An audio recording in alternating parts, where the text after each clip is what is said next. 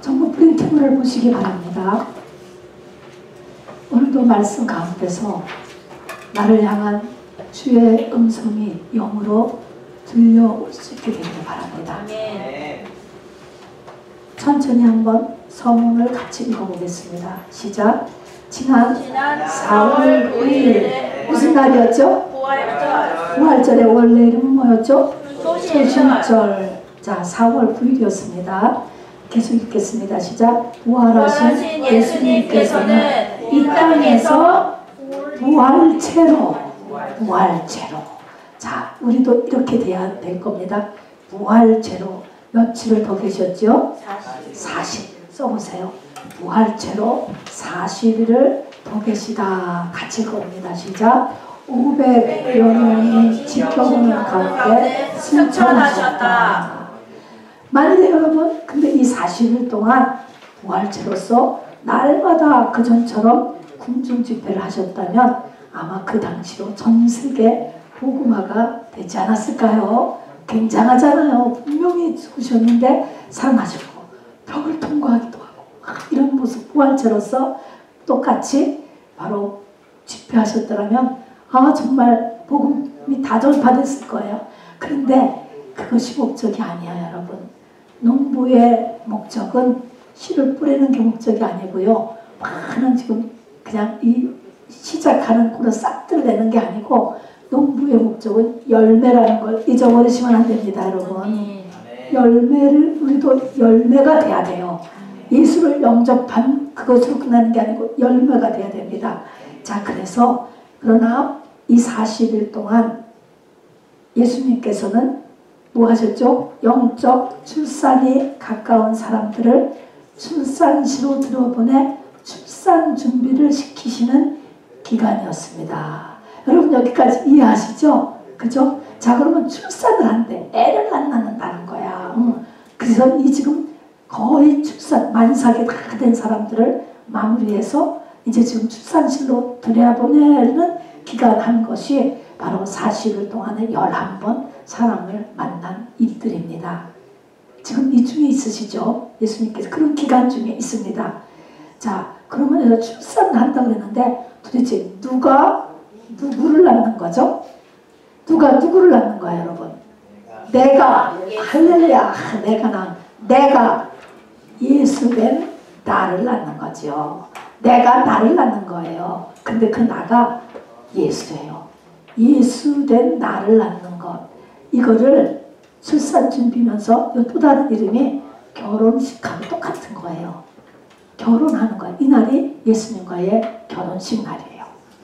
엄밀한 의미에서는 이것이 거듭남이고 이것이 성령 세례입니다. 그러니까 성령 세례라든가 거듭남은 두 가지 용어로 쓰여요. 구원하고 똑같아요.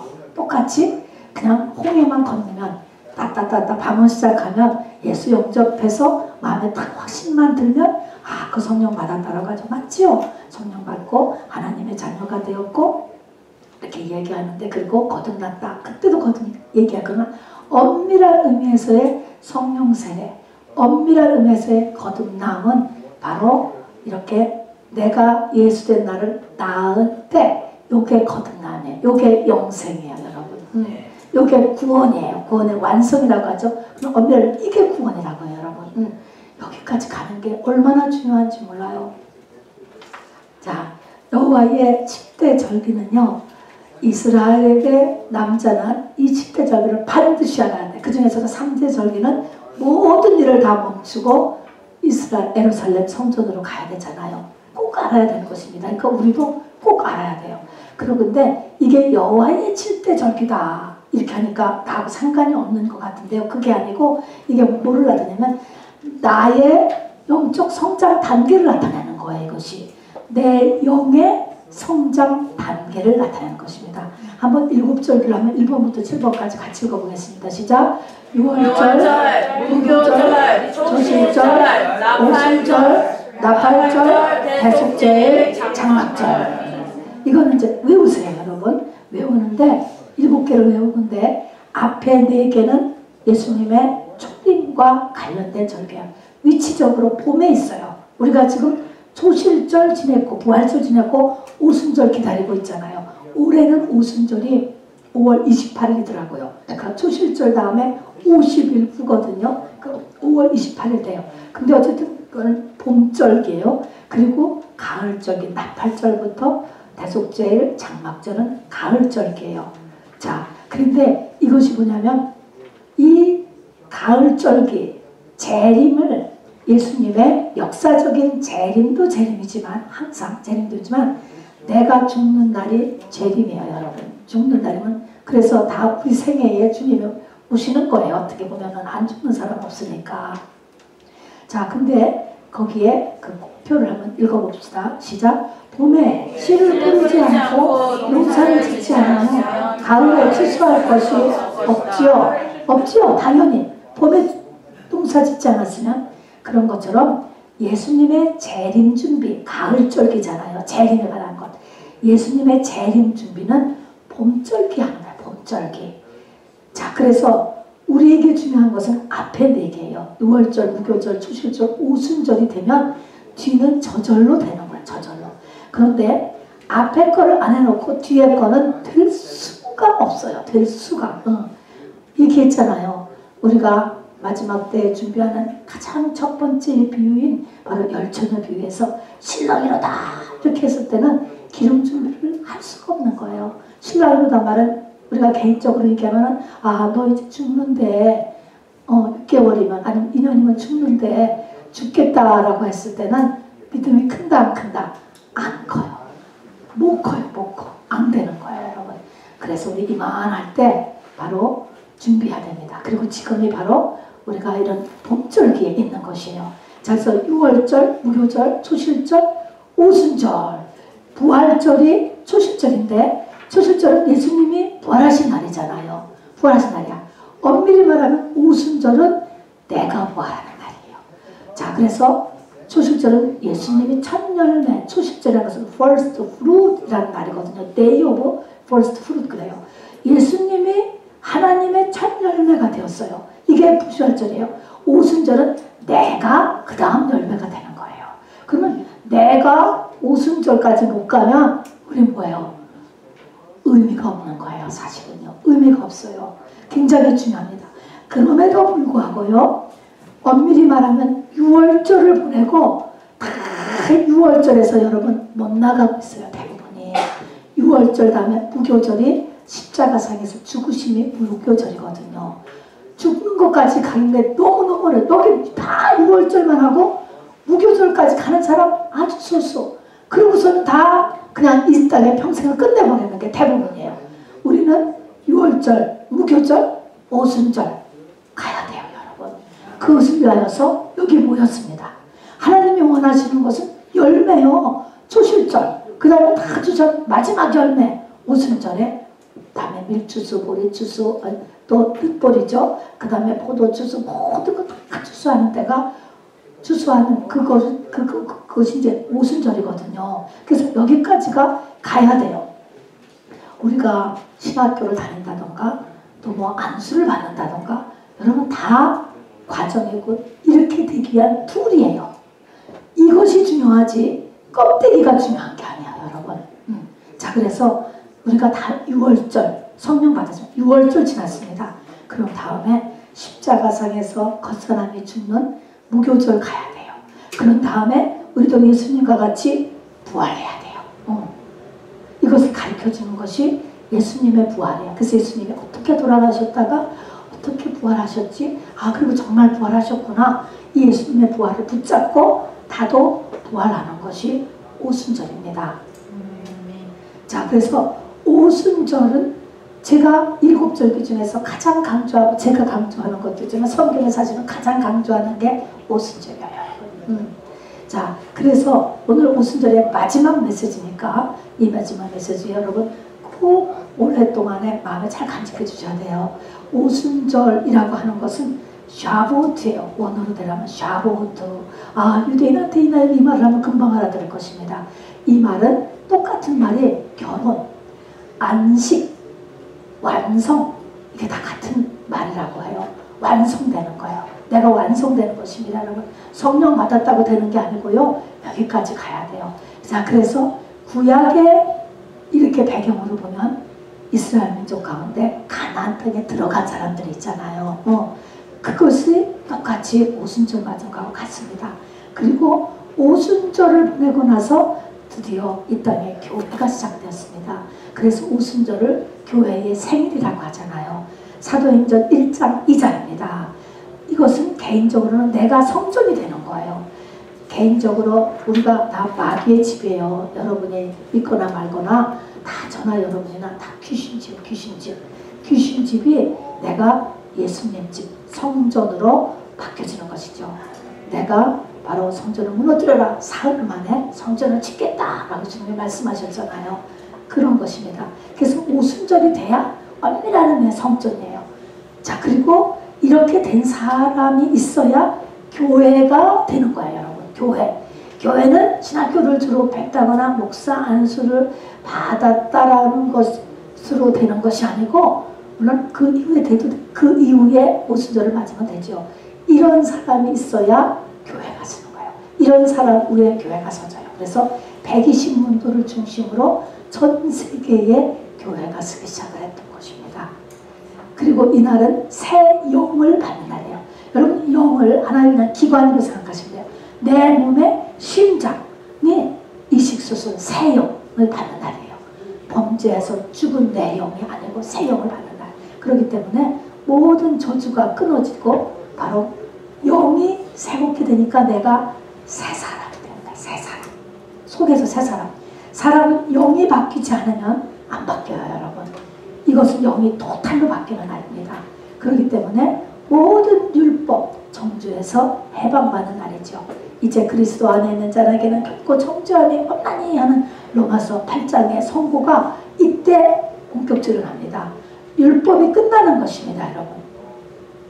자, 그리고 이게 엄밀하게 해서 믿음이야, 믿음. 있게 될 때까지는 계시될 믿음의 때까지 율법이 나를 계속 공격합니다. 율법을 끼고 사단 마귀 사망 권세가 끊임없이 나를 정죄하고 병을 주고 문제를 일으키는 거예요. 그런데 바로 계시될 믿음의 때, 믿음은 하나님의 계시로 오거든요. 그게 언제 오느냐? 오순절. 이게 내 겉사람이 지금 날 결혼하는 날, 내가 나를 낳는 날, 이 날이 바로 이렇게 믿음 갖는 날입니다. 그리고 새 예루살렘 성에 들어가는 사람, 휴거해요, 이런 사람은. 그리고 이렇게 된 사람이 첫째 부활하는 사람들입니다. 첫째 부활하는 사람들은 새 예루살렘 성에서, 그러니까 천년 왕국에서 새 예루살렘 성에 살면서 바로 천년 왕국에서 왕 노릇하는 사람들이죠. 그 다음에 역사적으로는 사도행전 1장, 2장 마가다락방에서 몇 명이 오순절 맞았죠? 120명. 자, 이게 열매예요. 자, 수만 명이 예수님을 쫓아다녔지만 몇 명이 열매되느냐? 120명이 열매되었어요. 여러분, 놀랍죠? 1세대 60만 중에 2명 들어간 거하고 똑같아요. 자, 레위기 13장에 보면 이게 구약의 오순절을 어떻게 세웠는가라는 것이 이제 쭉 나와 있는데, 그 중에서도 우리가 메시지로 알아둬야 될 것만 5개 뽑아봤습니다. 자, 첫 번째, 오순절은 언제가 오순절이냐면은 초실절, 첫 이삭을 드리는 날이에요. 보리 이삭이었어요. 첫 이삭을 드린 날부터 며칠째 되는 날? 50일째. 50이라고 하는 숫자는 희년의 숫자예요. 희년. 모든 것이 다 풀어지는 거예요.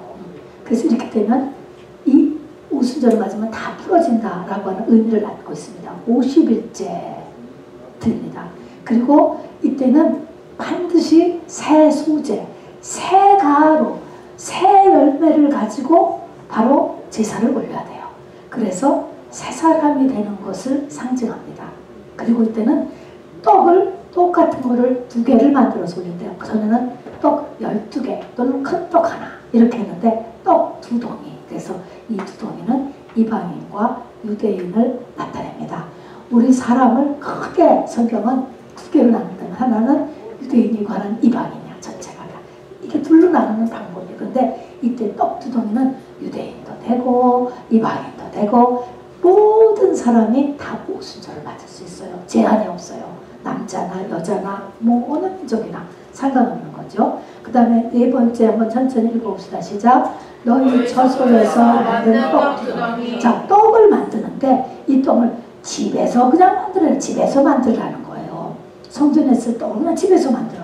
근데 그전에는 읽어봐요. 재료를 가지고 와서 성전에서 만들어야 되거든요. 읽어보겠습니다. 시작. 재료를 성전에 가져와서 예물을 만드는 것이 일반적인 제사법이었는데 이제는 어디서든지 자기가 사는 곳에서 떡을 만들어 오는 거예요. 자, 그래서 이게 무슨 말이냐면은 예배 처소를 보니까 그전에는 남북으로 갈렸을 때 남쪽에서는 예루살렘 성에 가서 드려야 되고 북쪽은 베델 성전에 가서 드려야 되고 또 사실은 북쪽에 있는 사람도 예루살렘 성전을 내려오라고 하고 이렇게 예배 장소가 딱 고정이 되어 있었어요.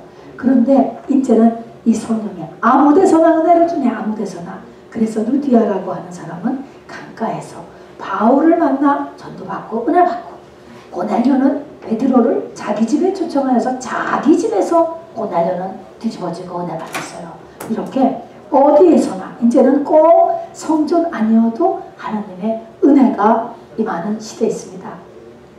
그리고 다섯 번째는 이 오순절에는 7마리 어린 양과 순염소 하나를 올렸다고 합니다. 그래서 7마리 양, 이 말은 앞으로 7교회 시대가 시작될 것이다. 그런데 이제부터는 모든 거의 중심이 예수, 순염소 한 마리. 그래서 예수가 중심이 되는 것입니다. 이것이 구약에서 오순절을 세는 규례인데 이것이 앞으로 어떤 시대가 오는구나 라는 것을 보여주는 것이죠. 그런데 제자들을 이제 봐요. 우리도 지금 다 똑같이 예수님의 제자, 12제자같이 쫓아가는 사람들이니까 이 제자들의 모습을 이제 중심적으로 성경은 써놓은 거예요. 오순절을 통과할 때 하고 오순절을 놓고 통과하기 전하고 후가 어떻게 변했느냐 하는 것이죠. 오순절 전에 여러분 예수님의 12제자가 한 제자는 예수님을 팔아먹었고 11제자는 다 도망갔잖아요. 베드로까지 가장 1등 제자도 베드로까지 3번 부인하고 다 도망갔어요. 자, 도망갔는데 이게 도망갔는데 바로 오순절을 지나고 나니까 확 변한 거야. 확 변한 거. 변한 모습을 한번 읽어봅시다. 사복음서에 있었던 직자들하고는 전혀 달라요. 자, 첫 번째는 뭐냐면 같이 읽어요. 시작. 예수님의 목적이 드디어 바뀌었습니다. 자, 이러고 보면 우리 예수 믿는 목적 영안에서 안 바뀌어. 사실은요. 뭐 때문에 예수 믿느냐? 세상이 잘 되기 위해서. 오케이. 자, 근데 안 바뀌는 거예요. 자, 그런데 계속 봅시다. 시작. 부활하신 예수님과 40일 보냈죠? 부활 예수님 봤어요. 또 예수님의 승천을 바로 앞에 두고도 11제자는 뭐라고 예수님한테 질문했냐면 그들은 이스라엘의 회복이 이때니까 라고 질문했습니다. 이 말은 이제 이스라엘을 로마에서 회복시켜 주실 것입니까? 라고 부활체이신 예수님에게 그거를 리퀘스트한 거예요. 똑같죠. 똑같아. 예수 믿는 목적이 안 바뀌었어요. 자, 구약을 다 알아. 유대인이었기 때문에 12제자는 구약을 다 알아도 또 3년 예수님과 같이 동거동락했어요. 말씀도 들었고 기적도 보고 본인도 기적도 행하고 그렇게 다 했어. 또 예수님 십자가에 정말 지고 죽으시는 거를 봤어. 알았어. 그 다음에 부활하신 예수님을 다 만났어. 그렇게 했어도 사람의 근본은 변화되지 않는다야. 않는다. 자, 이것이 근데 변해서 오순절을 지나야지만 예수 믿는 목적이 바뀌는 거예요. 그리고 두 번째 어떻게 변했나 보세요. 시작. 세상보다 더 큰 권세가 있음을 실질적으로 알고 사는 사람이 되었다. 그러니까 그 전까지는 세상이야. 세상이 인생의 목적이고 세상에 꼼짝 못하죠. 근데 이 세상을 넘어갈 수 있는 게 오순절밖에 없어요. 여러분. 솔직히 말해서. 그러니까 다음 세상을 못 넘어가는 거예요. 자, 사도행전 4장에 보니까 베드로와 요한이 사람한테 뭐라고 얘기하는가 보세요. 베드로와 요한이 대답하여 이르되 하나님 앞에서 읽어보세요. 시작. 하나님 앞에서 너희 말을 듣는 것이 하나님의 말씀을 듣는 것보다 옳은가 판단하라. 우리는 보고 들은 것을 말하지 아니할 수 없다. 이제 그동안에 배운 것들을 지금 말을 못하고 지내다가 오순절 하고 나니까 담대하게 복음을 전하는 거예요. 세상을 이기는 거야. 세상이 안 무서워. 세상보다 더 큰 것이 있다는 것이 그 속에 확증이 되었다고요. 이게 얼마나 놀라운 것입니까, 여러분. 그러니까 세계 선교가 이루어지는 거예요. 그리고 이제 여기서 보니까 서로 비교하지 않는 거예요. 시기하지 않는 거예요. 열등감에서 이때박대. 여기 전까지는 우리가 열등감을 못 벗어나요. 사실은요. 놀라운 것입니다. 이전에 예수님이 십자가 지기 전까지 또 오늘 요한복음 21장까지도 그 사람들은 이 열한 제자들은요. 서로 우리가 이제 정권을 잡으면 누가 주의 우편에 앉느냐 누가 주의 좌편에 앉느냐 또 오늘 요한복음 21장에서도 베드로가 요한을 가리켜서 예수님한테 이 사람은 어떻게 되겠습니까? 이렇게 다른 사람에게 이렇게 관심이 많아. 비교하기 때문에 그렇죠. 그리고 열등감에서 못 벗어나는 거예요. 이것을 완전하게 자유해지는 것이 바로 오순절인 것입니다, 여러분. 그리고 오순절을 지나면 영혼 구원의 열정이 저절로 솟아나고 기도하고 싶은 마음이 저절로 나는 거예요. 이게 특징이죠. 그래서 사도 바울이 돈 벌라고 4차 전도여행을 한 게 아니에요. 명예를 위해서 간 거 아니에요. 누구의 압력에 의해서 간 거 아니에요. 필요해서 간 거예요. 마음의 갈망 때문에 간 거예요. 또 기도도 마찬가지예요. 겟세마네 동산에서 2시간 기도. 너희는 1시도 나와 기도 좀 같이 해줄 수 없느냐? 예수님이 얘기했잖아요. 제자들이 다 잤어요. 그렇게 했는데 이제는 주님이 이렇게 애걸복걸 안 해도요. 알아서 하루에 3번씩 성전으로 기도하러 가는 모습이 나옵니다, 여러분. 기도를 하고 싶은 마음이 생기는 거예요. 그것도 하루에 3번씩이나 가고 또 그것도 성전으로 교회까지 가기 너무 멀어. 그냥 집에서 하고 말지. 그런 게 아니고 성전에 가면은 주님이 기뻐하실 것 같아서 성전으로 이렇게 변한다니까요. 그 다음에 권능의 사람. 이때의 사도행전 1장 2장의 성령은요. 권능의 성령이에요. 그래서 너희가 성령을 받으면 너희가 권능을 받고 이렇게 나오는 것입니다. 그래서 오순절이면 그때 이 성령이 권능의 성령이 됩니다. 자, 그래서 이때 이게 오순절이 되면은요. 예수님의 공생의 능력이 필요할 때마다 똑같이 나타나는 것입니다. 놀라운 거죠. 이런 사람들을 가리켜 사도라고 하는 게 사도. 그래서 신사도는 아니고요. 이렇게 오순절을 통과해야 사도가 되는 거예요. 그럼 예수님과 같은 능력, 직통, 계시, 예언이 임하죠. 그래서 보니까 베드로가요. 사도행전 2장에 보니까 설교를 기가 막히게 하는 게 나와요. 이게 설교의 모형이죠. 사도행전 2장에서 설교를 잘해. 또 죽은 자를 살리는 게 나오고 성전문 앞에 나면서 앉은뱅이다 고치죠. 나면서 앉은뱅이, 나면서 소경인 거, 나면서 이런 거를 똑같이 고치는 거예요. 예수님하고 똑같이. 죽은 자도 이정을 똑같이 살렸어요. 또 각종 기도가 응답되고 믿는 자의 5가지 표적이 있죠. 믿는 자에게는 이런 표적이 따르느니 너희가 귀신을 쫓고 방언을 말하고 영들을 분별하고 독을 말해서 해를 받지 아니하고 하는 그런 것들이 그대로 이루어지는 것입니다. 또 이들의 사는 모습을 보니까 바로 모든 물건을 서로 통용하고 자기 것을 자기 것이라 하는 이가 없더라. 그래서 완전한 사회가 이루어지는 거예요. 요것만 보고 공산당이 생긴 거예요. 칼 막스가. 이거는 거기에 바로 오순절을 통과한 사람이 있기 때문에 이게 가능한 거지. 생으로 뺏어가지고 똑같이 나눠준다는 거는 말도 안 되는 거죠. 그래서 이것이 어쨌든 공산주의가 이 사도행전에서 나왔죠. 그래서 이런 사람들은 새 영을 받았고요. 새 마음이에요. 새 사람이에요. 이런 사람은 새 언약의 사람이에요. 새 언약. 이거는 신약, 구약의 신약이 아니고요. 이때 새 언약은요. 이제는 모든 율법을 다 넘어가는 거예요, 여러분. 죄하고 상관없어지는 사람이에요. 요걸 만들기 위해서 하나님의 죄도 만드신 거죠. 그래서 이 아버지의 이제 약속하신 것을 기다리라. 너는 예루살렘을 떠나지 말고 너희들 그 500명한테 얘기했잖아요.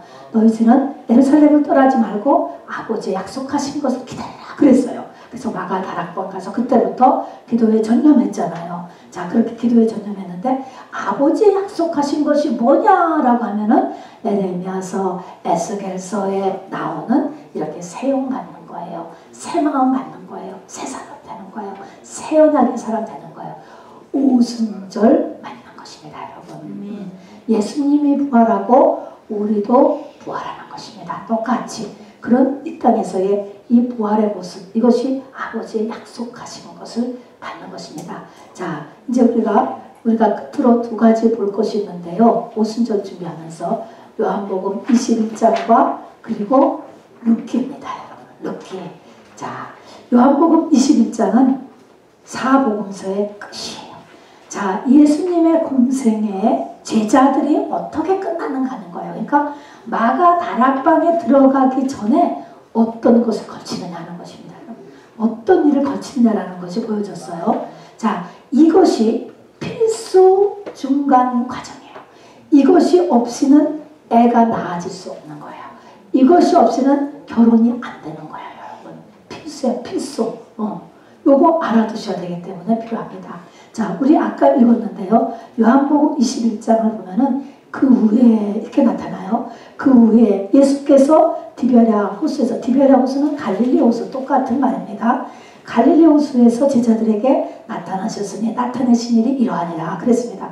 그 후에 무슨 일 후에냐 하니까 그 앞에 이름 뭐냐면 부활하신 거예요. 예수님의 부활 후에요. 자, 예수님이 부활한 것을 제자들이 확실하게 다 알았습니다. 자, 제자들이 예수님이 부활한 것을 확실히 알았어. 그럼 어땠을 것 같아? 기뻐 뛰었을 것 같아? 어떻게 생각해? 기뻐 뛰어야 되지 않을까? 그건 우리의 생각이지. 우리의 생각이지. 내가 그 속에 들어갔다라고 한번 생각을 해보세요. 기뻐 뛰었는가? 제자들의 반응이 어땠느냐? 어떻게 했냐면은 3절에 보니까 7 제자가, 즉 11제 중에 7이 어떻게 모였어요? 7명이 다 모든 영적인 것을 포기하고 지금까지 주를 따랐던 모든 것을 포기하고 옛 직업으로 되돌아가려고 하고 있습니다. 이것은 돈 벌기 위해서 가는 것이 아니고 먹고 살아야 되니까 그냥 어디 가서 돈팔이라도 해야 되겠다. 이 말은 이제까지 주님 따르던 것을 다 포기하는 거예요. 와, 예수님이 부활했는데 따르던 제자들은 못하겠다는 거야. 여러분, 이렇게 되는 과정이 와요. 열심을 다해서 모든 것을 다해서 공부도 열심히 하고 교회도 열심히 섬기고 다 했는데 어느 시점에 가서 여러분 못하겠다.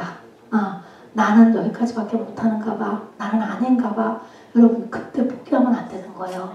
나는 아닌가 봐가 요거가 이제 시집가는 날이고 이것이 내가 태어나는 날이에요. 부활하는 날이에요. 자, 그래서 바로 못하겠다가 나오는 거예요. 자, 근데 이렇게 되면 어떻게 돼요? 여러분, 오순절이 없으면 예수님의 십자가와 부활은 인류 역사에서 디스커넥트, 없어지는 거예요. 이걸 전할 사람이 없어요. 전할 사람이. 지금 12제자가 멈추잖아요. 못하겠다는데. 이렇게 되는 것입니다. 그래서 선교지도 그렇고 이 땅도 그렇고 우리 시대도 그렇고요. 오순절 맞은 사람이 반드시 있어야 돼요, 여러분. 이 사람이 없으면 그 나라는 또 그 민족은 무너지는 거예요. 기독교가 끝나는 거예요. 껍데기는 있죠. 실질적으로 끝나는 것입니다. 실제 있어서의 증인이 안 되는 거예요, 여러분. 이거는 주님의 그 안에 주님이 머리가 된 사람, 주님이 주인이 된 사람이 있어야 성경을 풀고요. 이 땅에 세상을 이길 수가 있어요, 여러분. 안 그러면 절대로 못 이깁니다, 여러분. 자, 그래서 주님이 지금 이 예수 만들려고 이렇게 지금 계신 것입니다. 이 부활의 영이 우리도 도와주세요. 그러니까 내가 죽도록 열심히 했지만 더 이상 못하겠다 라고 했을 때 부활의 주님께 여러분 도움을 청하시기를 바랍니다. 도움을 안 청해도 부활의 주님이 여러분을 찾아가실 거예요. 분명히 저는 그렇게 믿습니다. 자, 어쨌든 한번 과거를 되돌아보면 3년 전에 보니까 누가복음 5장에 보니까 예수님께서 시몬에게 이렇게 얘기했어요. 부를 때 바로 물고기도 그때도 많이 잡게 해주셨어요. 그러고 나서 이제부로는 내가 사람을 낳는 어부가 되리라 하시면서 내가 사람을 취하리라 이렇게 말씀했어요. 근데 뭐야, 살아남는 후가 된다고 하더니 지금 다 그만두고 지금 다 간대. 못하겠다고 간대, 여러분. 가면 안 되는 거지. 그러니까 주님을 붙잡는 거죠. 그리고 나서 또 이렇게 말을 듣고 나서 이런 말을 듣고 베드로가 베드로 플러스 또 제자들이 모든 것을 버려두고 예수를 따르니라. 마태도요. 일하다가 그거를 스탑하고 다 예수를 따랐어요. 어느 때는 예수를 모든 것을 자기 것을 다 버려두고 프라이티 넘버원으로 예수를 따르더니 그리고 예수님이 십자가 체험도 봤잖아요. 그리고 나서 죽었던 사람이 또 살아난 것도 봤잖아요. 그런데 왜 이렇게 되었을까? 왜 그렇게 되었을까? 답은 뭘까? 당연한 과정이다. 이게 답이야, 여러분. 이게 꼭 있다라는 것을 알아야 돼. 여기까지를 가지 않기 때문에 못하는 거예요, 여러분. 여기까지 가니까 승승장구로 어떤 사람이 쭉 잘 나가기만 하는 사람은 아직 거기까지를 못 갈 거예요, 여러분. 쭉 가다가 예수님의 십자가 처형 때부터 흔들리기 시작하죠. 도망갔으니까 베드로같이. 그때부터 우리가 이제 흔들리다가 오늘 여기까지 여기까지 와서 정말 못하겠다까지 우리가 이렇게 된다니까요. 이때 주님이 우리를 찾으러 오셔요. 당연한 과정이에요. 오늘 요한복음 21장에서의 그 내용을 보면요. 예수님이 나타나셔서 이 고기를 잡으러 가는데 이 사람들이 7명이 가서 고기를 하나도 못 잡았어. 하나도 못 잡으니까 그물을 배 오른편에 던져라. 그렇게 하니까 고기를 많이 잡아왔거든요. 153마리 잡았대요. 그것도 153마리 세봤을까 안 세봤을까? 안 세봤어요. 안 세보고 아는 거야, 여러분. 초능력이라는 거죠. 그 150마리 지금 이 아침에 지금 세고 있었을까요? 팔 것도 아닌데 저절로 아는 거예요. 어쨌든 오른편에 던져라. 그런 말은요. 오른편, 왼편, 그런 의미지만 오른편이라는 의미는 성경에서 하나님의 뜻에 맞는 쪽을 얘기해요. 항상 성경에서 오른편의 아들, 오른편의 권능의 오른손, 이렇게 오른쪽이라는 것은 내가 뭐를 선택할 때 오른쪽은 하나님이 기뻐하시는 것이 오른쪽이에요. 왼쪽은 하나님이 기뻐하시지 않는 쪽, 내 쪽일 수도 있죠. 그 다음에 숯불을 피워놓잖아요. 이른 아침인데 숯의 의미가 있어요. 숯은요, 뭐가 탄 게 숯이에요? 나무가 탔죠. 이것은 겉사람이 죽어야 숯이 된다. 겉사람이 죽어야 성령의 도구가 된다. 라는 것을 이렇게 보여주는 거예요. 이제부터 굉장히 많은 영적인 의미가 등장해요. 숯, 그런 의미도 있고, 물론 대제사장 집에서 피웠던 숯불, 베드로가 부인했을 때 대제사장 집에서도 새벽에 약간 추운기가 있으니까 숯불을 피워놨었어요. 그 숯불을 이렇게 보면서 베드로가 자기 인너일링 하는 거죠. 옛날을 추억하게 하기 위해서 하신 것이기도 하지만 이 숯은 죽어야 된다라는 것을 이야기합니다. 자, 근데 이제 여기 예수님이 나타나가지고서요, 얘들아 너희에게 고기가 있느냐라고 얘기도 하고, 또 고기가 물어보니까 없나이다. 또 그물을 배 오른편에 던져라. 그리하면 잡으리라. 이렇게 얘기를 했는데도 예수님인 줄 알아봤을까? 못 알아봤을까? 못 알아봤어. 그냥 어떤 어부가 하나 와서 얘기해 준 줄 알았어요. 자, 이 사람들이 뭐야? 지금 이미 마음이 이렇게 떠나서 그냥 이제 먹고 사는 거나 해야지 이렇게 떠나갔기 때문에 못 알아보는 거예요. 예수님은요. 그렇게 되는 거예요. 자, 그래서 마음이 이렇게 세상으로 이렇게 덮여졌죠. 자, 그래서 얘들아 너에게 고기가 있느냐? 대답하되 없나이다. 예수님인지 몰랐어요. 그랬더니 예수님이 그물을 배 오른편에 던지라. 그리하면 잡으라. 라고 했더니 그것도 무슨 어떤 능숙한 어부가 얘기하는 줄 알았어요. 그랬더니 던졌나이다. 그렇게 얘기해서 잡았어요. 그러고 나서야 요한이가 예수님이다. 알았어요. 알겠어요. 그렇게 얘기했어요.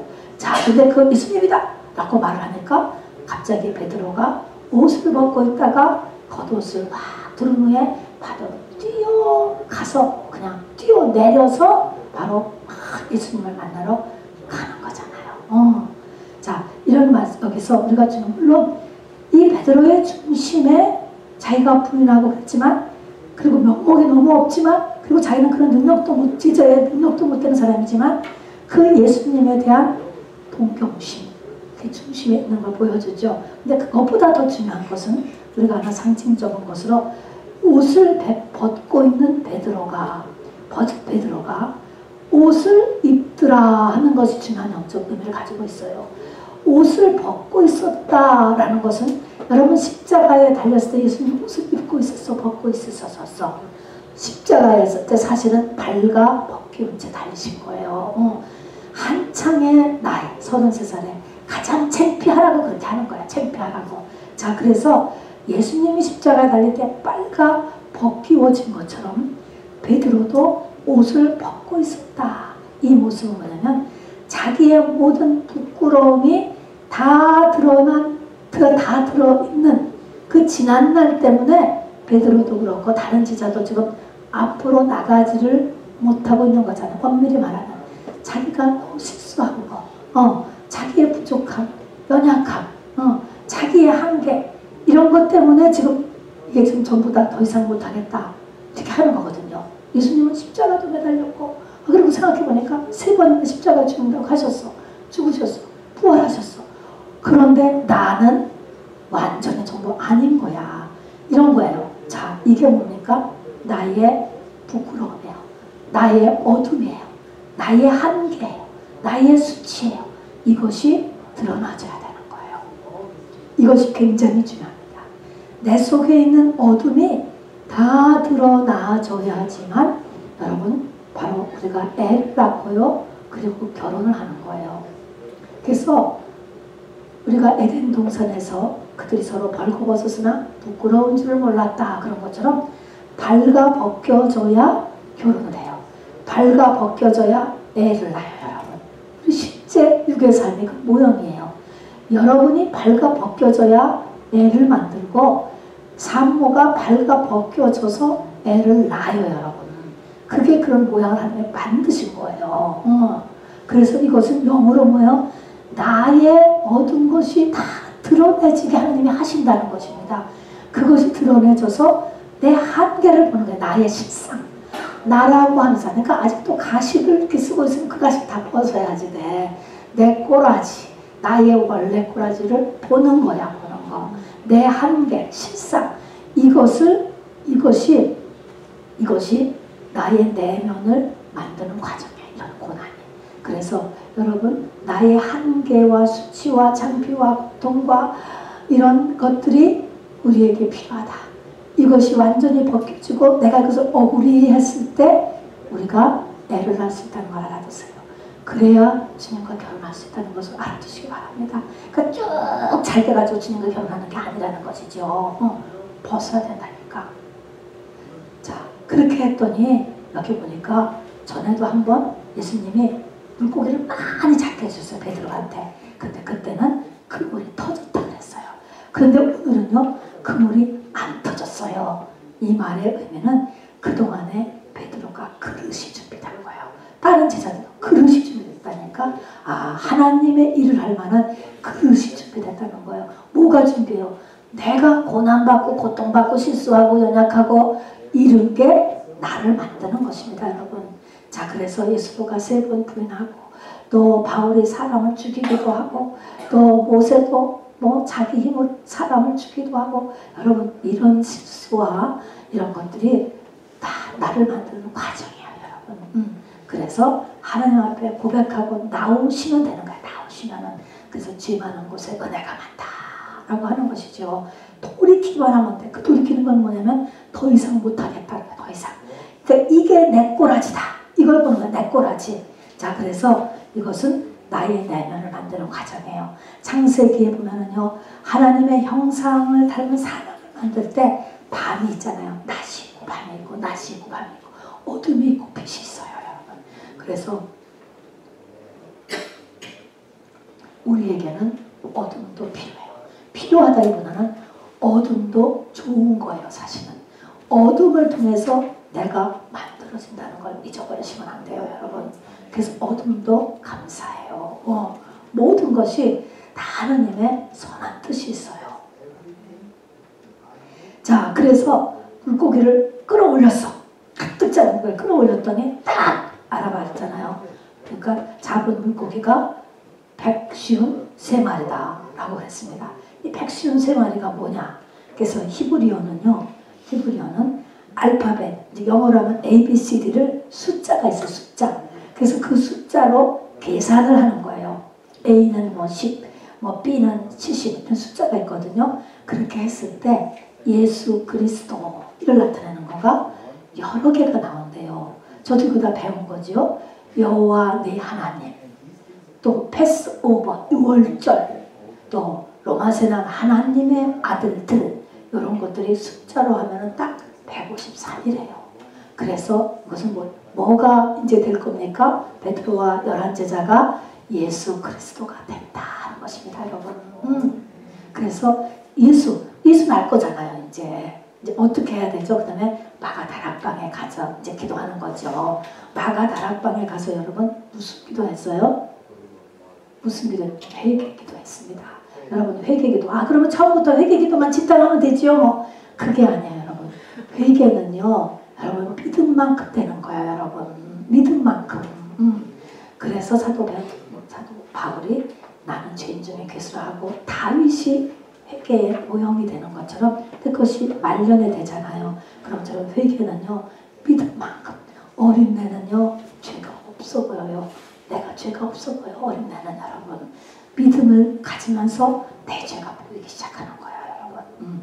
자, 그래서 마가다락방에서 열흘 동안 그들은 회개기도에 전력했어요. 된 거예요. 다 됐기 때문에 회개를 채울 수가 있었어요, 지금. 자, 그래서 갈라디아서 3장 27절에도 그리스도를 옷 입고, 이 아들 153은 예수 그리스도가 된 거예요. 거기 잡힌 것, 예수가 잡혔다. 너희들이 이제 예수로서 됐어. 잡힌 거야. 예수 된 사람으로 잡힌 거야. 한 것입니다. 그리고 제자들을 불러다가 구운 생선과 떡으로 브렉퍼스트를 먹었어요.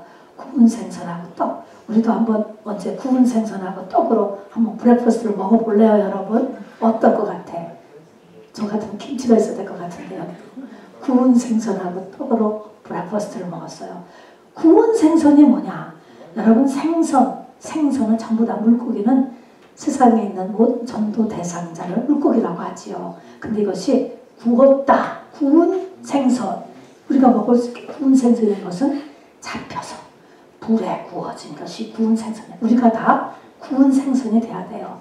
하나님 앞에서 잡혀야 돼. 여러분 잡혀서 오늘도 이렇게 나온 거예요. 그 다음에는 불에 구워져야 돼. 이 불은 고난의 불, 성령의 불입니다, 여러분. 성령의 불이지만 반드시 고난이 있어야지 이게 같이 성령이 역사하시지요. 이게 나는 고난 절대 싫어. 안 돼요, 여러분. 그러니까는 여러분의 고난을 받으셔야 돼요. 받으셔야 돼. 그래서 불에 구워진 물고기 이거하고 떡을 먹어요. 떡은 뭐예요? 떡은 우리가 하나님과의 교제가 시작될 것이라는 것입니다. 떡을 나눈다 그랬잖아요. 성만찬에서 떡을 나눈다. 그래서 떡은 하나님과의 교제가 이제 시작될 것이다 라고 하는 것을 이렇게 보여주는 것이에요. 그리고 창조로 보면은 예수님이 이제 제자들을 다루는 모습에 다루는 것을 보니까 제자들은 지금 전부 다 사실 다 낙심해서 다 낙심. 이 이제 11명이 다 낙심한 거죠. 여기 7명이 다 낙심해가지고 우리 이제 그만하겠습니다. 여기까지 하겠습니다. 이렇게 했을 때 하고서 지금 하려고 하는 것은 그냥 먹고 살아야 되니까 저기 아파트 렌트값을 내야 되니까 그냥 돈 벌러 나간 거거든요. 그렇게 했을 때 예수님이 돈 벌게 해준 거예요. 먹고 살게 해준 거예요. 현재 제자들의 소원은 그냥 고기 많이 잡는 거야. 잡게 해주셨어. 그냥 하게 해주셔.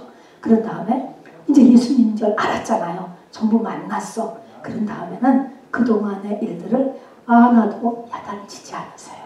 이것이 이제 주님의 우리가 다 됐을 때 모습이에요. 이게 인간의 한계예요. 한계. 모든 인간은 다 한계가 있고 여러분 연약하다는 걸 여러분 잊지 마시기 바랍니다. 우리 흙으로 되고 원죄를 가지고 바로 마귀가 왕노릇하는 이 세상을 살 때요. 아무도 똑바로 가는 사람이 없어요, 여러분. 그래서 이거를 우리가 받아줘야 되는 것입니다. 그래서 예수님이 야단치지 않으셨어요. 그리고 여기서 음식을 대접해주죠. 물론 상징적인 것이지만 사람이 음식을 대접한다는 건 굉장히 사람의 마음을 편안하게 하고 인커리지 시켜주고 얼마나 귀한 일인지 몰라요. 자, 그래서 음식을 대접하면서 그 다음에 과거로 스스로 생각할 수 있도록 숯불 부어주고 그 다음에 시가 3번 부인한 것 때문에 이 베드로는 얼마나 지금 마음에 걸려 있겠어요. 자기가 3번째 부인할 때 예수님의 눈하고 딱 마주쳤잖아요. 예수님이 딱 둘이 서로 마주치고 다 기울었잖아요. 그래가지고 이게 지금 마음에 그냥 꼭 새겨져 있는 건데 그러니까 예수님이 대신 바로 네가 나를 사랑하느냐 하면서 3번 사랑을 고백시키십니다. 그러면서 동시에 이것에서는 예수님의 음성은 예수님이고 영이세요. 그대로 바로 이 내면을 베드로의 내면을 치유하시는 것이죠. 지금도 제 말이지만 이것이 어떤 사람에게 여러분 영이 되면 여러분 속에 치유가 일어납니다. 여러분 또 여러분에게 치유하고 여러 가지 복이 일어나고 회복이 일어나지요. 그렇게 한 다음에 또 내 양을 먹이라 또 내 양을 먹이라 라는 것을 3번이나 하면서 이렇게 일을 맡겨줍니다. 그래서 제자들의 마음이 풀어지게 하는 거예요. 지금 마음을 풀어지게 하는 거예요. 굉장히 중요하죠. 얼마나 단단히 뭉쳤겠어요. 지금 이 11제자의 마음이 아주 단단히 뭉쳐있는 것을 이렇게 푸는 거예요. 풀고 나서 이제부터 예루살렘을 떠나지 말고 고기 잡으러 가지 말고 기도에 전념하라. 여기서 이제 순종이 필요한 거죠. 그래서 회개 기도가 찰 때까지입니다. 자, 그 다음에 참고를 할 것은 우리가 주님을 목양의 유일한 조건은요. 내가 주님을 사랑하는 거예요. 여러분이 목사를 안 해도요. 여러분이 어떤 사람을 갖다가 돌봐야 되잖아요. 여러분 다 사람을 돌보는 것에 돌보는 기준은 내가 예수님을 사랑해야 되는 것입니다. 그러면 내가 또 예수님을 사랑하면 당연히 다른 사람을 돌보게 되어 있습니다. 여러분. 자, 그리고 여기 보니까 목양이 뭐냐? 영혼을 돌본다는 건 3가지예요. Feed my lamb, shepherd my lamb, feed my lamb. Feed my lamb 이렇게 얘기했어요. 첫 번째로 먹이는 거는 말씀 가르치는 거예요. 두 번째는 사단의 권세에서 지켜주는 거예요.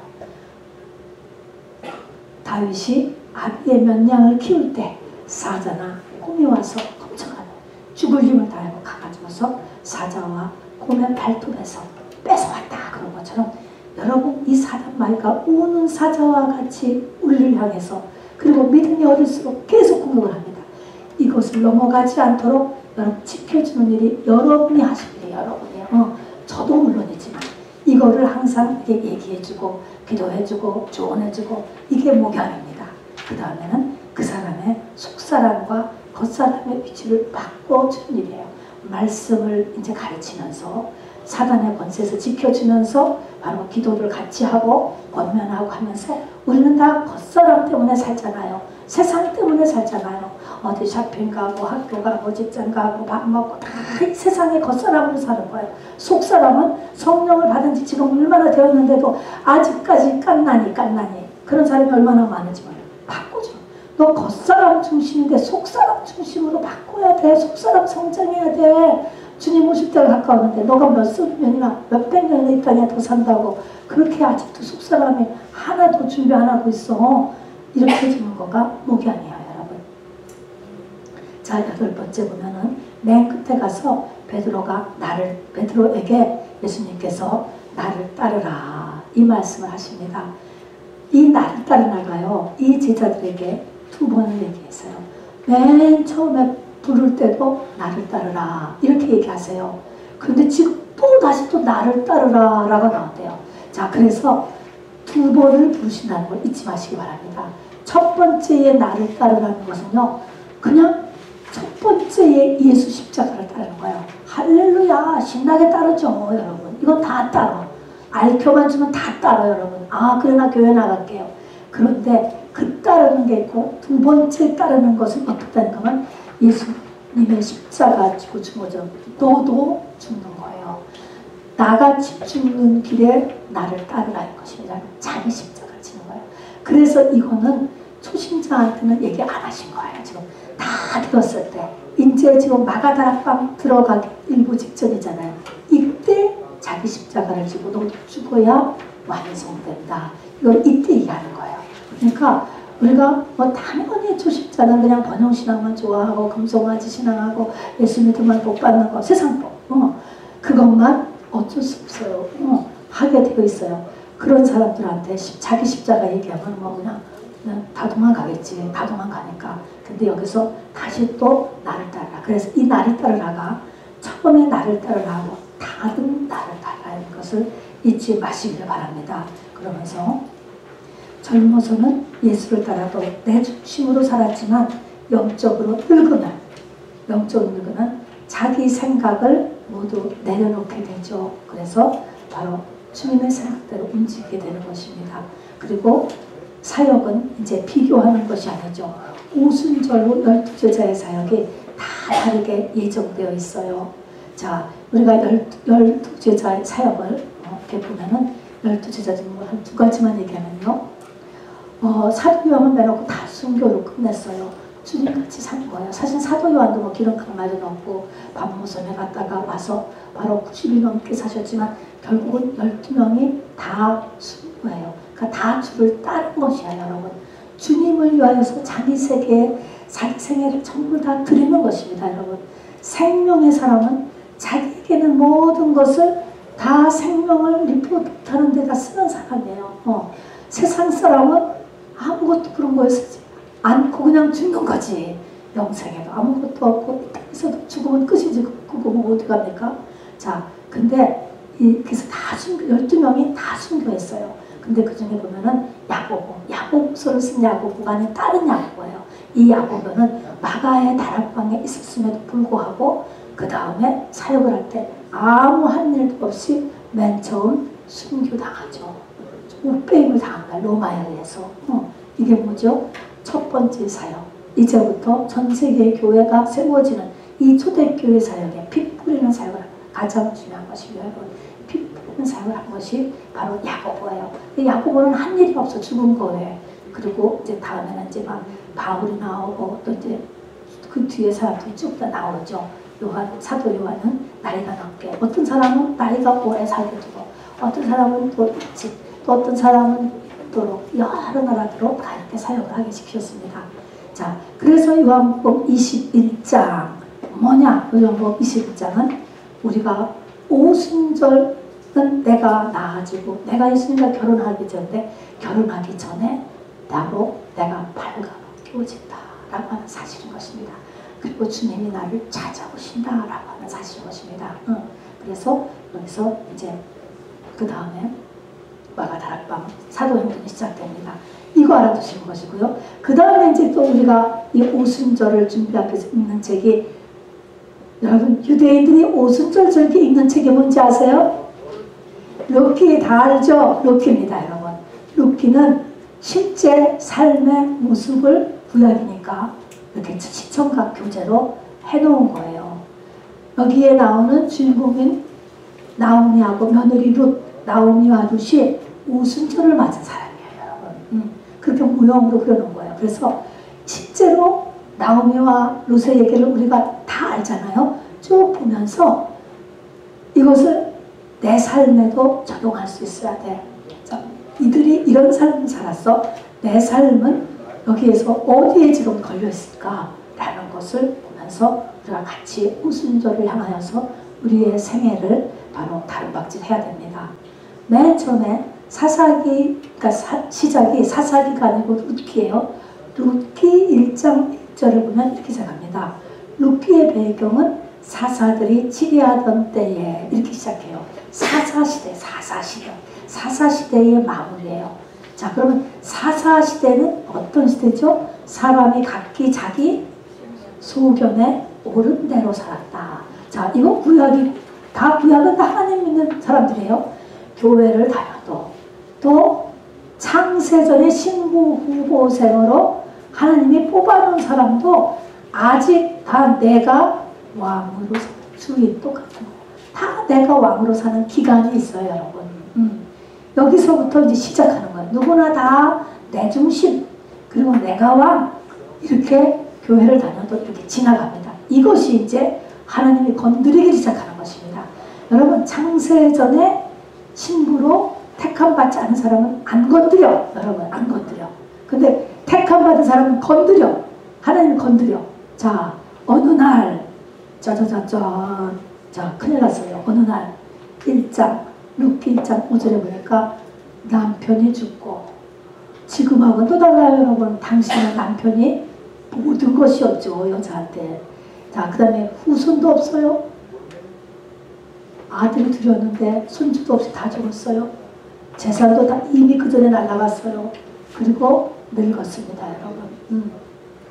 나오니까 그렇게 됐습니다. 이게 뭐예요? 빨가벗기 오는 시점이 오게 된 것이에요. 드디어 이 나오미가 인생이 망했어요, 여러분. 아무것도 없는 거예요. 그야말로 텅 비었다니까. 왜 이렇게 됐을까요, 여러분? 아, 과연 매니지먼트를 잘못해서 그랬을까? 여러분, 그것만은 아닙니다. 하나님의 건드림이에요, 건드림. 그것이 하나님의 콜링이에요, 콜링. 아까 같이 이제 예수님하고 결혼하게 시키려고 터치는 거예요. 자, 이렇게 됐을 때 이제 견뎌내는 방법이 여기 나옵니다. 3번 읽어봅시다. 시작. 크리스찬의 사는 방법, 없어진 것, 나에게 없는 것을 보는 것이 아니라 어떻게 해야 된다고요? 나에게 있는 것, 나에게 남은 것 가지고 하나님 앞에 나아가며 사는 것이다.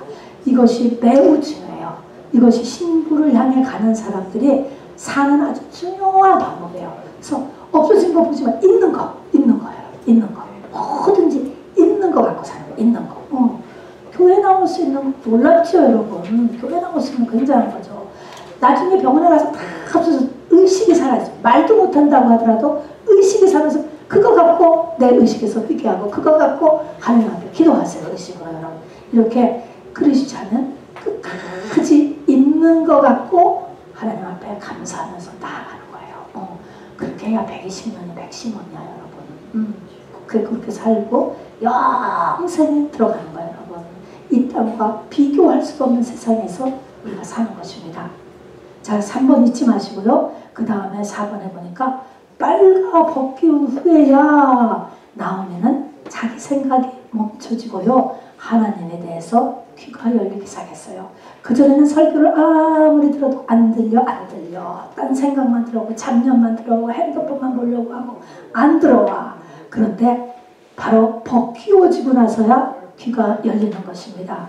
자, 그래서 여호와께서 자기 백성을 돌아보사 바로 베들레헴에 양식이 지금 풍성하대 이런 말을 듣고 들었는데 영으로 들어간 거예요. 이 말 듣고 두 며느리와 함께 일어나 모압 지방에서 돌아오려 하여. 귀가 열린다는 말은 자기 모를 볼 수 있게 되었다는 의미이다. 귀가 열렸어. 드디어 귀가 열렸어. 자기 모를 보가 자기의 죄를 보게 되는 거예요. 자기의 모습을, 실제의 모습, 자기의 실상을 보는 건데 이 실상을 본다는 것은 자기의 죄를 보는 거예요. 자, 그럼 여러분이 여러분의 죄를 깨달았어. 아, 내가 그렇구나. 회개했구나. 회개했어. 그렇다고 여러분 문제가 뚝딱 다 해결되는 줄 아세요? 아니야, 여러분. 내가 죄를 깨달았다라고 해서 문제가 싹 다 풀리는 게 아니에요. 쭉 있습니다. 자, 어떻게 내가 죄를 깨달았으면 그 죄 해결해야 돼. 해결. 여러분, 이 해결은 속죄제는 하나님 앞에 하는 것이고 그거는 다시는 그렇게 하는 거예요. 속건제는 사람 앞에 하는 거예요. 다 갚아야 되는 거예요, 여러분.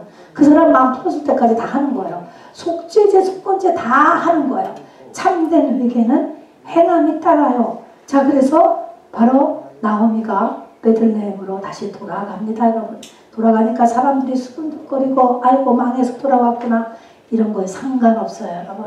그렇게 하면서 바로 돌아가는 것. 그래서 죄를 깨달았으면 그 죄를 깨끗하게 해결하는 일까지 해야 됩니다. 자, 그 다음에 여섯 번째 중요한 것은 이쯤에서 뭐를 해야 되냐면 자기의 인생을 하나님 앞에 거는 결단을 하셔야 돼요. 결단, 여러분. 굉장히 중요합니다. 이제는 나오미하고 룻이 번갈아 가면서 이렇게 일을 하는 거예요. 자, 룻이 어떤 결단을 하느냐? 자, 이제는 어머니의 하나님이 나의 하나님, 어머니의 백성이 나의 백성이니까 어머니가 죽으시는 것은 나도 죽고 그리고 자기가 죽기 전에는 내가 어머니를 떠나지 않을 것이다. 내가 죽기 전에는 내가 하나님을 버리지 않을 것이다. 이렇게 죽기까지 죽는다라는 게 계속 나오는데요. 얼마나 굳게 결심을 했는지 이 젊은 며느리가 바로 나오미가 말이 안 나오는 거야. 그래서 그에게 말하기를 그치니라. 그래서 하나님께 자기 인생을 걸기로 결단을 해요. 의지적인 선택이 매우 중요합니다. 여러분 이 밤에 여러분에게도 바로 나는 하나님을 위해서 살다 이런 결단을 꼭 하시기를 바랍니다. 여러분 의지예요. 여러분 이것은 내가 하나님을 목표로 살겠다 하는 것이죠. 자 그렇게 하면서 이제 그러면은 환경이 풀어지기 시작하죠. 고해를 발견하고 이 고해라고 이제 결혼을 함으로 인해서 모든 것이 이제 다 되는 것이 쓰여 있는데 이 루키에 고해라는 것은 우리 알다시피 구원자라는 뜻이지요. 예수님이 고헬이세요. 인류의 고헬이 예수님이에요. 횃불 완성을 얘기합니다. 며느리 룻이 고헬을 만나지기까지 하나님께 인정받는 4가지 삶의 모습이 있습니다. 그러면 왜 삶을 보여주는 이제부터 삶. 하나님이 내가 회개했으면은 그리고 하나님 앞에 서원했습니다. 결단했으면 쫙 다 일을 풀어주실 것이지. 그렇게 안 하고요. 그 뒤에 사는 모습을 보시는 게 이거 여러분 이걸 잊지 말으셔야 돼요. 그 뒤에 너 어떻게 해서 입으로 하는 게 문제가 아니라니까. 그 뒤에 삶의 모습을 보셔야 돼요. 하나님은 나를 뭐하고 계실까? 달고 계세요. 메네메네 대결로 바르시나 나를 달아보셔야. 달아보고 하나님의 인정을 받아야 돼요. 여러분 달고 계시는 거예요. 뭐를 달고 계시냐? 나에게 주어진 사람이 있어요. 또는 주어진 교회가 있어요. 여러분 이거를 얼마나 성실하게 또 최선으로 하고 있느냐 이걸 보는 이게 하나님 섬기는 거예요. 하나님 섬기는 것이 진짜로 네가 어떻게 하고 있느냐. 여기서 보니까 이 룻이 자기 시어머니 정말 열심히 섬기는 게 나오죠.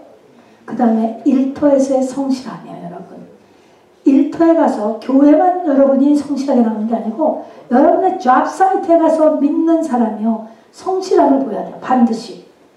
그리고 3번째로는요 네가 현숙한 여자인 줄은 나의 모든 성읍 사람들이 다 아느니라. 이것이 이렇게 보아스가 바로 이 이야기를 이 룻한테 하는 거예요. 네가 현숙한 여자인 줄 다 알아. 이런 것입니다. 왜 성적으로 정결해야 되느냐. 이것이 굉장히 중요한 3번째 팩터가 되는데 성이라고 하는 것은요 하나님을 대신하는 거예요. 여러분 연애를 하면 여러분이 하나님을 안 믿어도 견뎌요. 견뎌. 하나님 바로 밑에 있는 즐거움이 성이에요. 여러분 연애하는 거예요. 연애하는 거. 그러니까 이게 성적으로 정결해야 된다. 이 말은 이 사람이 하나님만을 향하여서 자기 나름대로 최선을 다해서 달려왔구나라는 징표예요. 이것이 바로 여러분 연애 보세요. 여러분 그 마지막 때는 엄청 연애들을 막 계속 바꿔가면서 하고 막 난리 법석들을 하지. 그게 내 속에 조이를 끌어내기 위해서 정말 만족을 얻기 위해서 그냥 정말 난리 법석들을 하는 거죠.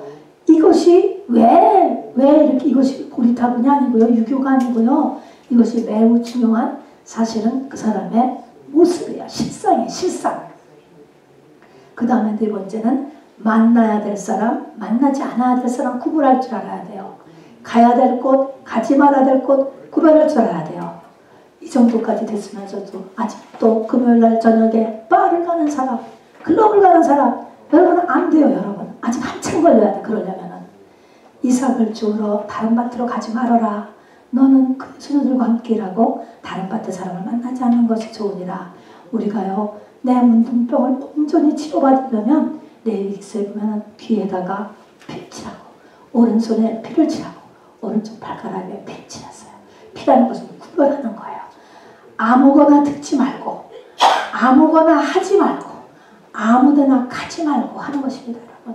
여러분 듣는 거나 보는 거나 같은 내용인데 보고 듣는 거 크리스천은 안 보고 안 들어야 돼. 귀가 더러워져. 여러분 정말 귀가 더러워지면 여러분 영이 더러워지는 것입니다. 여러분 이게 여러분의 영에 딱 들어가서 잘못해서 박히면 여러분 설교 시간에 그 생각만 나. 교회 와도 그 생각만 나요. 찬양도 안 돼. 굉장히 보고 듣는 것을 선별해야 돼. 선별. 이거 하지 못하면 교회를 다니나 마나. 그래서 보고 듣는 것, 영화도 잘못 봐서 보면 큰일 나요, 여러분. 아주 그냥 내 영혼에 그냥 아주 덮튀기를 써요. 자, 그래서 바로 이렇게 볼 거, 갈 거, 또 만나야 될 사람, 사람의 영향력도 얼마나 중요합니까, 여러분. 사람들에서 영이 다 들어오는데 구별할 줄 알으셔야 됩니다.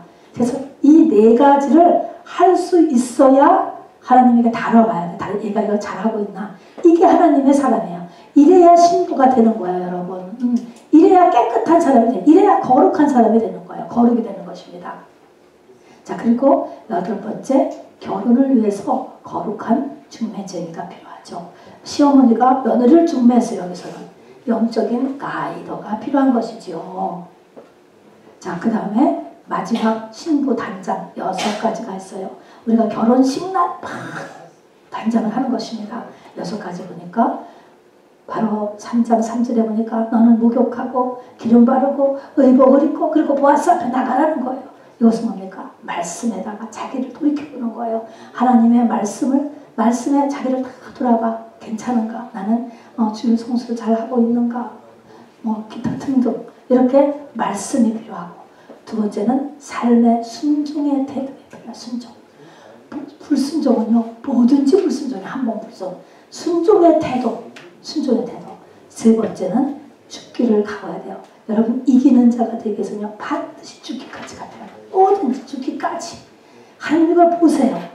바로 보아스한테 지금 청혼하러 들어가는데 3장 7절에 보니까 보아스의 발치에 물을 들고 들어가라고 했어요. 시어머니가. 이스라엘은 창기를 허용하지 않는 민족이에요. 그렇기 때문에 창기다. 더군다나 지금 상대가 저 모압 여인인데 저게 창기짓을 하네. 이스라엘 남자를 유혹하는구나 하면은 화형이에요. 화형. 자, 시어머니가 자기가 하는 것도 아니고 며느리한테 죽기를 각오하는 이런 제안을 하는 시어머니, 그걸 순종하는 거예요, 여러분. 자, 그래서 이기는 자가 되기 위해서는 죽기까지. 그러니까 화형당할 각오를 하고 가는 것이죠. 그 다음에 인내와 절제가 필요합니다.